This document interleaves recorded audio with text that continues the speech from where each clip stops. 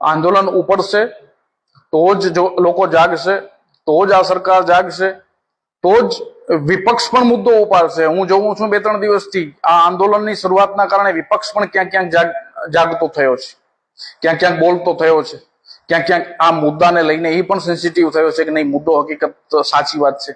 એટલે સત્તાને જગાડવા, સરકારને જગાડવા, આપ બધા એક થાવ. આપણી બધાની એક જ માંગ છે કે ભાઈ કચ્છની અંદર જે શિક્ષકોની ઘટ છે એનું નિવારણ કરો, અને કચ્છ અન્ય જિલ્લાઓથી ભાષાકીય જે વિવિધતા ધરાવે છે એના માટે મૂળ કચ્છના શિક્ષકોને યા મૂળ કચ્છના ઉમેદવારોને ક્યાંક બાંધછોડ કરી અને એમને નોકરીએ એમને નિમણૂક આપો, તો જ કચ્છનો શૈક્ષણિક વિકાસ થઈ જશે. નહીં તો કચ્છનું શૈક્ષણિક કચ્છ અંધકારમાં જઈ રહ્યું છે.